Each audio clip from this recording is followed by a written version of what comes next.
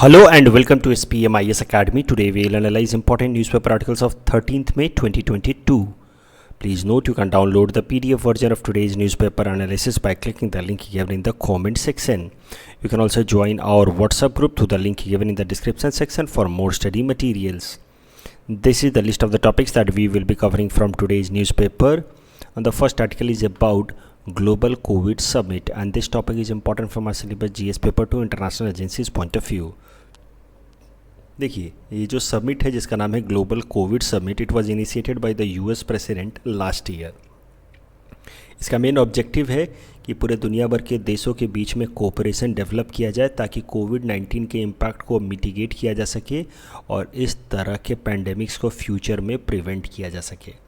तो ये पहला सेशन, जैसे कि मैंने आपको बताया, first global virtual summit on covid was held in September last year. और करंट न्यूज़ ये है कि second global virtual summit on covid was recently concluded, जिसमें हमारे प्रधानमंत्री नरेंद्र मोदी जी ने पार्टिसिपेट किया वर्चुअली. और जो हमारे प्रधानमंत्री जी ने स्पीच दिया है इस सेकेंड ग्लोबल कोविड समिट में, उस स्पीच का अगर आप हाइलाइट्स देखें तो उन्होंने मेनली दो मुद्दों पे बातचीत की है. First, he highlighted the efforts taken by India to mitigate the impact of COVID, and second he talked about need to reform WHO. तो सबसे पहले देखते हैं कि उन्होंने क्या क्या बातें बताई efforts taken by India to mitigate the impact of COVID. उन्होंने बताया कि पूरे दुनिया भर में कोविड वैक्सीन्स, एक बात तो आप सब जानते हैं कि India is the largest manufacturer of covid vaccines. तो ना कि बस अपने देश में बल्कि पूरे दुनिया भर में हमने कोविड-19 के वैक्सीन्स को डिस्ट्रीब्यूट कराए हैं. ओवर 200 मिलियन डोजेस ऑफ कोविड-19 vaccine has been distributed across 98 countries across the world, either bilaterally यानी कि इंडिया के डायरेक्ट प्रयास की मदद से under India's vaccine Maitri initiative. ये भारत सरकार की फॉरेन पॉलिसी थी जिसमें दुनिया के अलग अलग देशों में हमने वैक्सीन सप्लाई की, वैक्सीन मैत्री इनिशिएटिव, या तो उसके जरिए या तो WHO के कोवैक्स इनिशिएटिव के जरिए. अभी कोवैक्स प्लेटफॉर्म WHO का मैं ऑलरेडी आपको बता चुका हूँ.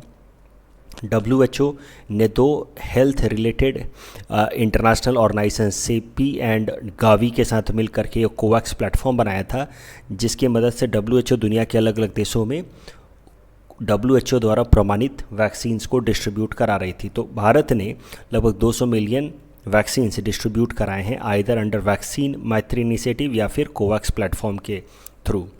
दूसरा, हमारे प्रधानमंत्री जी ने बताया कि India has used traditional medicine system like AYUSH in order to increase the immunity in order to mitigate the impact of कोविड-19. तो पूरे दुनिया भर को आयुष जैसे इनिशिएटिव्स को, आयुष के अंदर अलग अलग जो इनिशिएटिव्स हैं इम्यूनिटी को बढ़ाने की, उसको अडॉप्ट करना चाहिए ताकि इस तरह का इम्पैक्ट फ्यूचर में, इस तरह का जो पैंडेमिक है फ्यूचर में, उसको प्रिवेंट किया जा सके.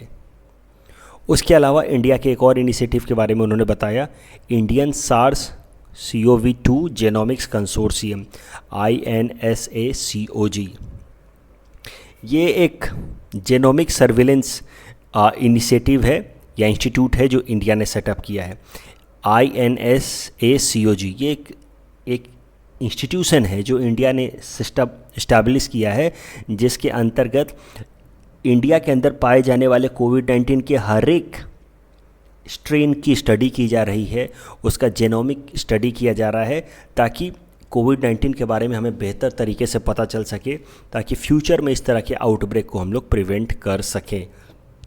तो goal of this organisation INSACOG is to sample different strains of कोविड-19 to prevent such outbreaks in future. हमारे प्रधानमंत्री जी ने अनाउंस किया इस सेकेंड ग्लोबल कोविड समिट में कि अब ये जो भी आउटकम्स या जो भी हमने अभी तक इंफॉर्मेशंस निकाले हैं बाय जेनोम सीक्वेंसिंग ऑफ कोविड-19 स्ट्रेन्स, वो हम अपने नेबरिंग कंट्रीज़ के साथ भी शेयर करेंगे ताकि फ्यूचर में इस तरह के पैंडेमिक आउटब्रेक को हम प्रिवेंट कर पाएँ.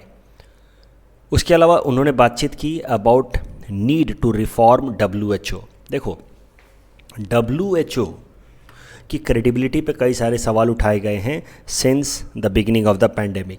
2020 में जब से पैंडेमिक शुरू हुआ, कोविड-19 पैंडेमिक, तब से WHO का जो पूरा का पूरा रोल था वो क्वेश्चन में आया, क्योंकि माना जा रहा था कि WHO ने दुनिया भर के अलग अलग देशों को कोविड-19 से रिलेटेड सही जानकारी देने में काफ़ी डिले किया. countries like US and Japan repeatedly accused WHO of acting under China's influence, क्योंकि या तो चाइना ने इन्फॉर्मेशन सही टाइम पे पास नहीं किया कि ये पैंडेमिक कितना ज़्यादा स्प्रेड हो सकता है और कितना खतरनाक हो सकता है, क्योंकि WHO कई महीनों तक कहता रह गया। देखिए, ये चाइना के अंदर इस तरह का आउटब्रेक हो रहा है, ये तो 2019 दिसंबर में ही ये न्यूज़ आ गया था। WHO kept on sending this message to the world countries that this pandemic has been or this epidemic has been contained within the China itself and there is no need to panic, there is no need to worry।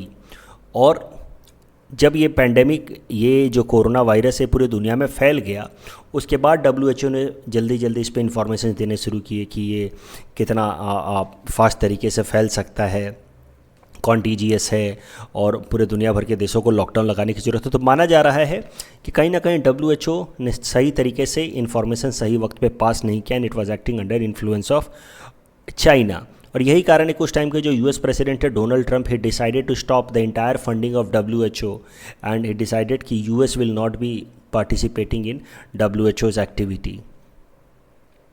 तो अब WHO के role पे काफ़ी ज़्यादा सवाल उठाए गए थे। तो एक बार WHO के बारे में बेसिक चीज़ें देख लेते हैं, फिर हम WHO के फंक्शनिंग पे और बातचीत करेंगे। WHO यूनाइटेड नेशन की एक स्पेशलाइज्ड एजेंसी है and it was founded in 1948 with its headquarter in Geneva, Switzerland.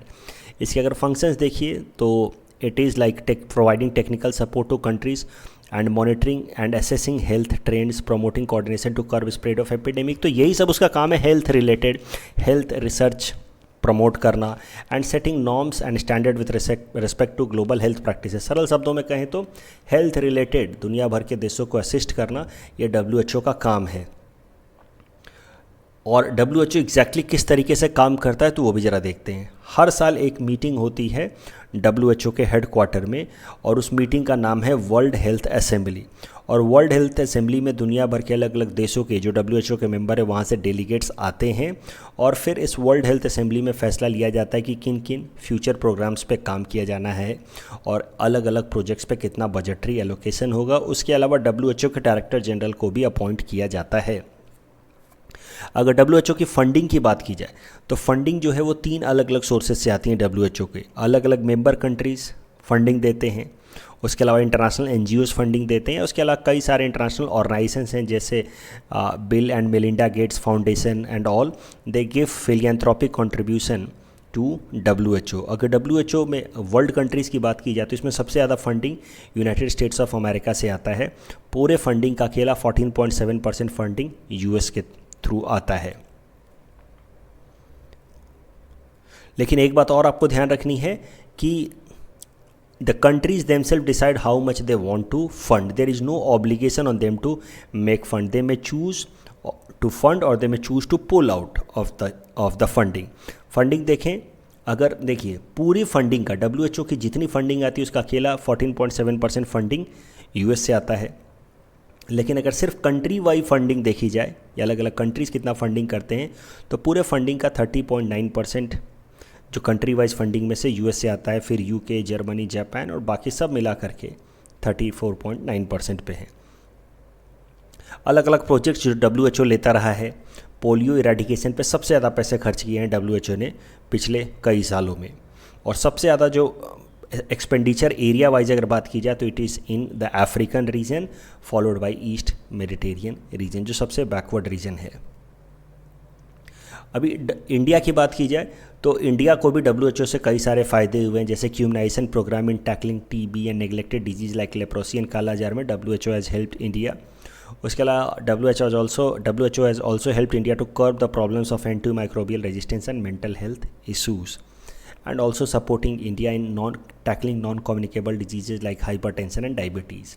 अब WHO में मेंस में इस तरह का सवाल आपसे पूछा जा सकता है WHO के टॉपिक पे कि कोविड-19 pandemic has proved inherent weakness of WHO, propose major areas of reforms. Briefly आप WHO के ओरिजिन के बारे में बता सकते हैं। Specialised agency of United Nation and originated 1948 Geneva, Switzerland, सब हेडक्वार्टर बता सकते हैं। फंक्शनिंग मैंने 4 बताई, उसमें से 1-2 आप लिख सकते हैं। वर्ल्ड कंट्रीज़ को हेल्थ फील्ड में असिस्ट करता है ये। लेकिन फिर आप मेन मुद्दे पे आ जाएँ। कोविड-19 का जो स्प्रेड है it was mainly because of poor dissemination of information on right time and it highlights weakness in the functioning of WHO। और फिर आप बता सकते हैं कहाँ का रिफॉर्म्स की ज़रूरत है। तो WHO को ऑटोनॉमी प्रोवाइड करने की ज़रूरत है as far as taking projects are concern. WHO की फंडिंग के जो सोर्सेज हैं उसको और क्लियर बनाने की और ऑटोनोमस बनाने की ज़रूरत है, क्योंकि जब यूएस ने फंडिंग रोक दिया था तो WHO की फंक्शनिंग एक बार के लिए और वीकेंड हो गई थी। When WHO needed the funding most during the rise of the pandemic, it's one of the biggest contributor US had pulled out of it. तो इस तरह का अगर WHO का सिस्टम रहेगा फंडिंग का वल्नरेबल, तो फिर WHO will never be able to perform its duties in effective manner. तो इस कारण से we need to have a clear cut source of funding of WHO। हो सकता है हम लोग इसके लिए अलग अलग तरीके लगा सकते हैं। कुछ इंटरनेशनल टैक्सेशन के नॉर्म्स लगाते हैं कि हर फ्लाइट बुकिंग पे, इंटरनेशनल फ़्लाइट्स पे 1% या 0.5% आपको फंड्स टैक्स देना होगा towards WHO and something like that international trade पे लगा सकते हैं, ताकि WHO की अपनी एक ऑटोनोमस सोर्स ऑफ फंडिंग आ जाए, तभी जाकर के फ्यूचर में इस तरह के पैंडेमिक्स को हम प्रिवेंट कर पाएंगे। उसके अलावा जो इसकी वर्ल्ड हेल्थ असेंबली है उसके फंक्शनिंग में भी हमें और ट्रांसपेरेंसी लाने की ज़रूरत है। The next article is about first image of Sagittarius A star. This topic is important from our syllabus GS paper 3 science and technology point of view. सबसे पहले समझते हैं कि ये ब्लैक होल या न्यूट्रॉन स्टार होता क्या है। देखो, ये कोई भी स्टार गैलेक्सी बनने से पहले वो इस तरह के फॉर्मेट में होते हैं, स्टेलर क्लाउड। तो मतलब अलग अलग गैसियस पार्टिकल होते हैं हाइड्रोजन हीलियम के। अब वो आपस में डिफ्यूज़ करके, अगर स्टेलर क्लाउड कम है तो डिफ्यूज़ करके वो स्मॉल स्टार बनाएगा, लेकिन अगर स्टेलर क्लाउड की क्वांटिटी ज़्यादा है तो लार्ज स्टार बनाएगा।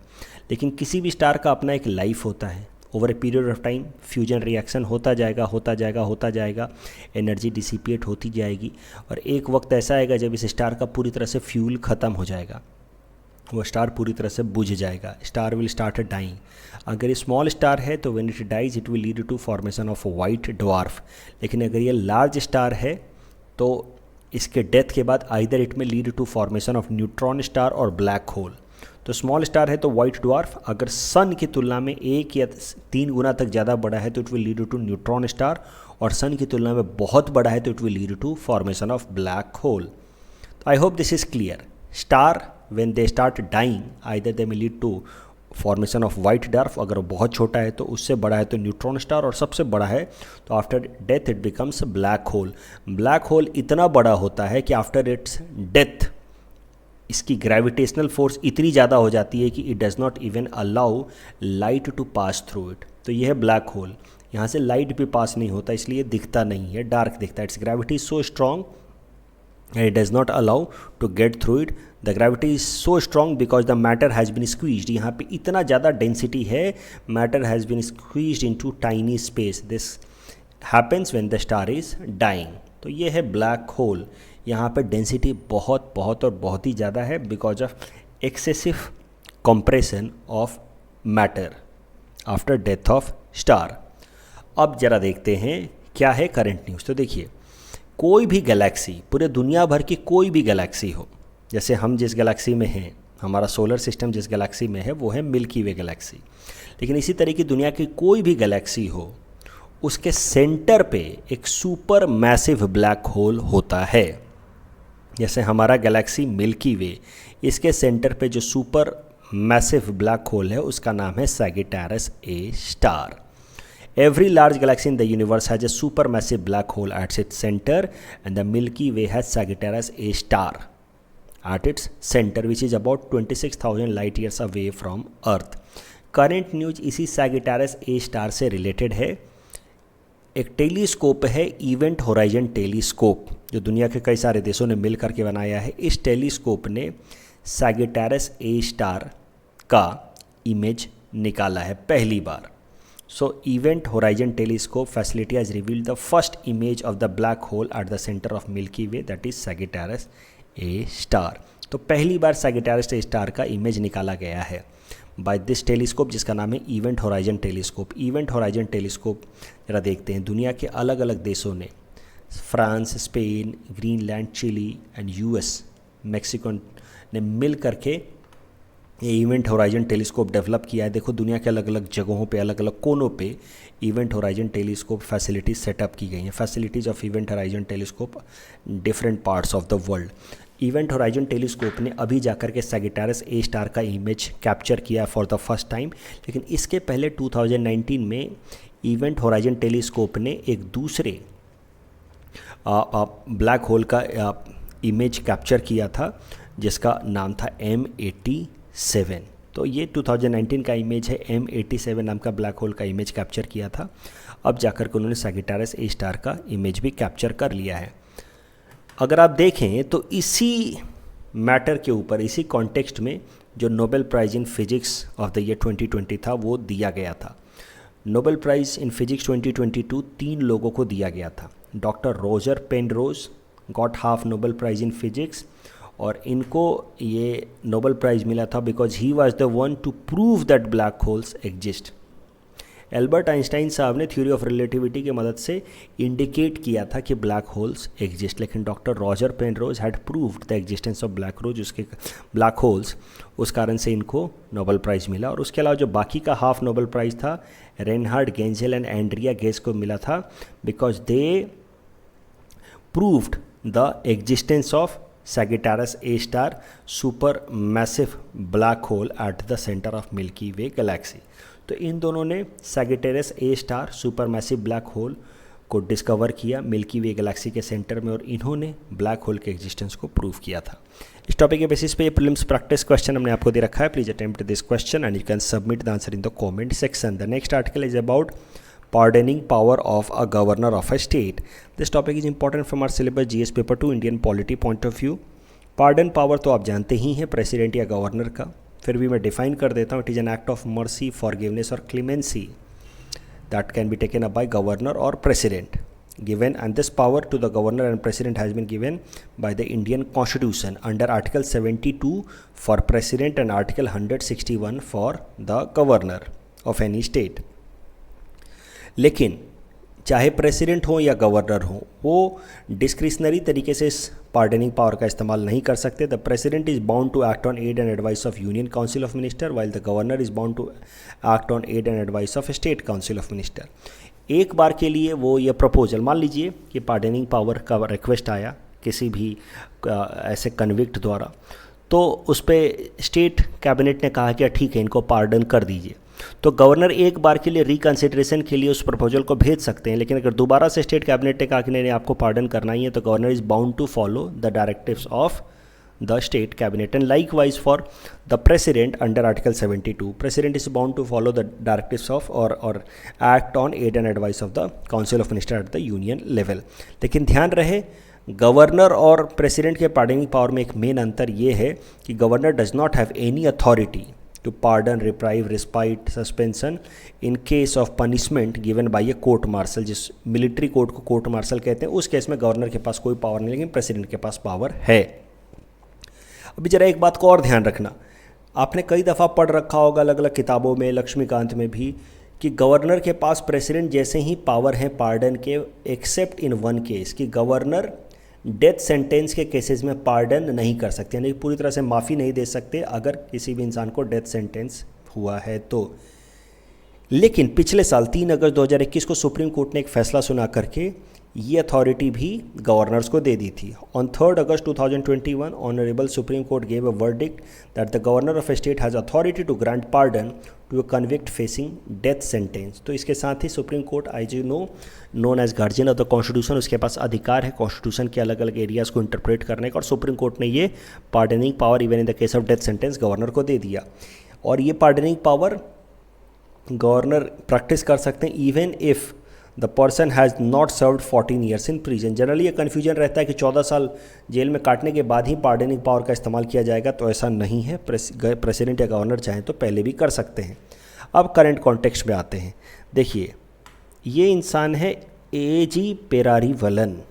ये इंसान जब 19 साल का था तब इसका रोल था इन असैसिनेशन ऑफ राजीव गांधी, और फॉर्मर प्राइम मिनिस्टर। ये इस तरह का दिखता था, 19 साल का, तब उसने राजीव गांधी के असैसिनेशन में इसका रोल था। और अब लगभग 31 साल बीत चुके हैं, ये इंसान 50 साल का हो चुका है, पिछले 31 सालों से लगातार जेल में है। इस इंसान को टाडा कोर्ट ने 1998 में डेथ सेंटेंस सुनाया, सुप्रीम कोर्ट ने भी 1999 में डेथ सेंटेंस अपहेल्ड किया, यानी कि इस इंसान को फांसी की सज़ा होनी थी 1999 के सुप्रीम कोर्ट के फैसले के हिसाब से। लेकिन फांसी की सज़ा इम्प्लीमेंट नहीं की गई काफ़ी लंबे समय तक, और काफ़ी लंबे समय तक फांसी की सज़ा सुनाए जाने के बाद अगर फांसी ना दी जाए तो that becomes a ground for claiming mercy petition. Mercy plea file करने के लिए ये एक इम्पॉर्टेंट ग्राउंड है कि आपको फांसी की सज़ा सुना दी गई लेकिन लंबे समय तक फांसी ना दी गई। तो इसी बेसिस पे इस इंसान ने मर्सी पिटीशन फाइल किया और सुप्रीम कोर्ट में, और इसकी जो फांसी की सज़ा थी इसको कम्यूट करके सुप्रीम कोर्ट ने लाइफ इम्प्रिजनमेंट में कन्वर्ट कर दिया, यानी कि आजीवन कारावास में कन्वर्ट कर दिया। 2015 में इसने फिर एक रिमिशन प्ली डाला तमिलनाडु गवर्नर के पास अंडर आर्टिकल 161, जिसमें इसने रिक्वेस्ट की कि अब इसको पार्डन कर दिया जाए। तो यहाँ ध्यान रखिए, इस इंसान को पहले फांसी की सज़ा सुनाई गई, सुप्रीम कोर्ट ने उस फांसी की सज़ा को लाइफ इम्प्रिजनमेंट में कन्वर्ट कर दिया। फिर से इसने और इसके वकीलों ने का अपील किया गवर्नर के पास, तमिलनाडु गवर्नर के पास, कि अब मुझे पार्डन दे दिया जाए क्योंकि मैं इतने लंबे समय से, लगभग 30 साल से तो जेल में ऑलरेडी हूँ। अब आपको पता है कि governor is bound to act on aid and advice of the council of ministers under article 161, ये हम ऑलरेडी देख चुके हैं।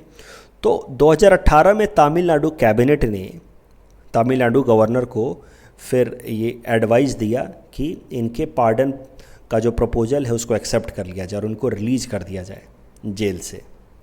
लेकिन 2018 में ये काउंसिल ऑफ मिनिस्टर्स के सजेशन के बावजूद भी गवर्नर ने इस पर कोई एक्शन नहीं लिया और पार्डन वाला जो प्रपोजल था या रिक्वेस्ट था उस पर साइन नहीं किया।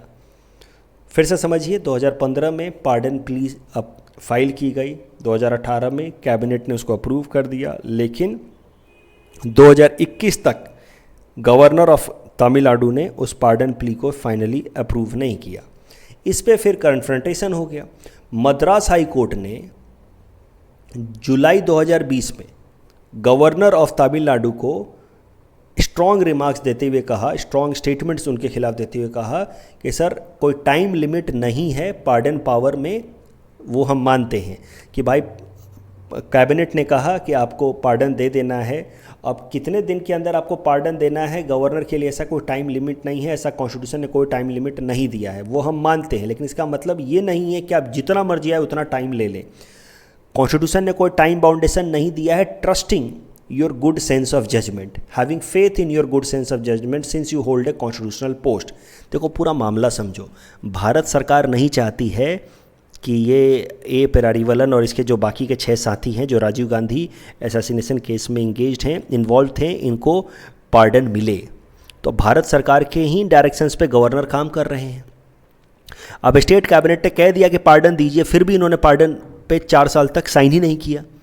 तो फिर उस केस में मद्रास हाई कोर्ट ने इनको खरी खोटी सुनाते हुए कहा कि भाई आपको हमने यहाँ काम करने, मतलब कॉन्स्टिट्यूशन ने कुछ अधिकार दिए हैं, आप पे कोई टाइम लिमिट नहीं रखा है, वो हम मानते हैं, लेकिन इसका मतलब ये नहीं कि आप जितना मर्जी आए उतना आप टाइम ले लें।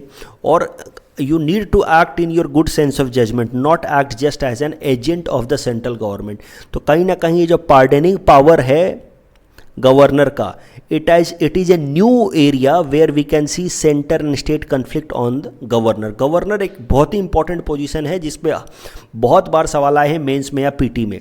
तो अलग अलग चीज़ों पे, जैसे कि प्रेसिडेंट रूल पे या dissolution of legislative assembly, ordinance power पे, कई जगहों पे हमने देखा है कि गवर्नर के पोस्ट को लेकर के सेंटर स्टेट में कन्फ्लिक्ट होता रहा है। अब एक नया मुद्दा मिल गया हमें सेंटर स्टेट के बीच में कन्फ्लिक्ट का regarding governors post, that is mercy petition. कि मर्सी पिटीशन पे साइन स्टेट कैबिनेट ने अप्रूव कर दिया, मर्सी पिटीशन में एडवाइस दे दिया गवर्नर को कि पार्डन कर दें, फिर भी governor is taking inordinate time. और इस केस में फिर मद्रास हाई कोर्ट ने कहा कि आप अपने बेस्ट सेंस ऑफ जजमेंट का इस्तेमाल करें, आप सेंटर के एक एजेंट की तरह काम ना करें, और अगर आप अपनी अथॉरिटी का सही इस्तेमाल नहीं करते हैं then the court is constrained to interfere, तो मजबूरी में हमें इंटरफेयर करना होगा। और फिर सुप्रीम कोर्ट ने इस मामले को अपने हाथ में ले लिया। In January 2021 supreme court to express its displeasure on the long delay. और उसके बाद क्या किया, एक और नई बात समझो, अभी गवर्नर पूरी तरह से सेंट्रल गवर्नमेंट के एडवाइस पे ही काम कर रहे हैं, जबकि उनको काम करना चाहिए स्टेट गवर्नमेंट के एडवाइस पे। क्योंकि उनको तो अपॉइंट किया सेंट्रल गवर्नमेंट ने ना। अब जब सुप्रीम कोर्ट ने भी खरी खोटी सुनाई तमिलनाडु गवर्नर को कि भाई जब आपको तमिलनाडु की सरकार ने कहा है पार्डन देने के लिए तो आप पार्डन प्ली पे साइन क्यों नहीं कर रहे, तो गवर्नर ने लेकर के पूरा का पूरा जो पार्डन प्ली है उसको फॉरवर्ड कर दिया प्रेसिडेंट रामनाथ कोविंद जी को। इसी से रिलेटेड ये पूरा मामला है, करंट मामला। सुप्रीम कोर्ट ने अब पूछा है भारत सरकार से कि आखिर ये ट्रांसफ़र आपने किया तो किया क्यों।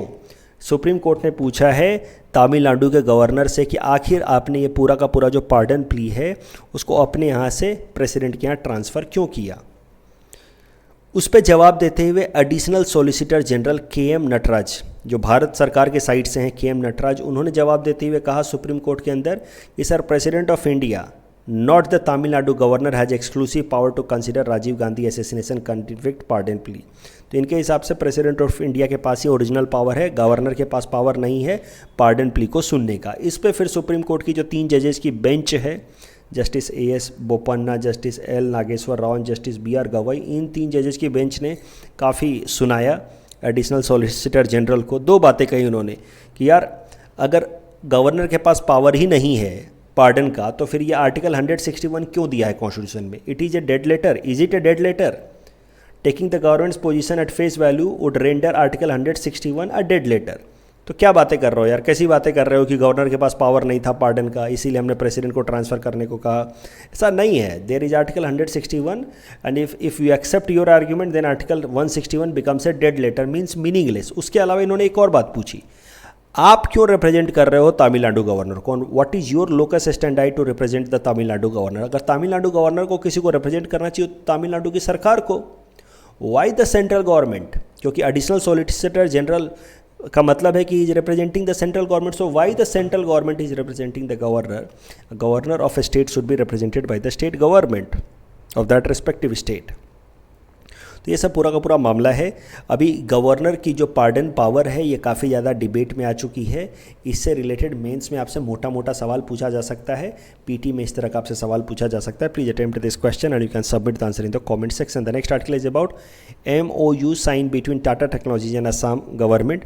तो देखिए, असम सरकार ने एक मेमोरेंडम ऑफ एग्रीमेंट साइन किया है टाटा टेक्नोलॉजीज लिमिटेड के साथ, जिसकी मदद से हमारे स्टेट के अंदर 34 पॉलीटेक्निक कॉलेजेज और 34 पॉलीटेक्निक कॉलेजेज एंड 43 ITIs को अपग्रेड किया जाएगा। इससे लगभग 15,000 से 20,000 स्टूडेंट्स को फ़ायदा मिलेगा उनके ट्रेनिंग प्रोग्राम में, स्किलिंग में, ताकि वो अपने आप को डेवलप कर सकें as per the requirement of industrial revolution 4.0, artificial intelligence and machine learning and all, उसमें वो अपने आप को डेवलप कर पाएँ।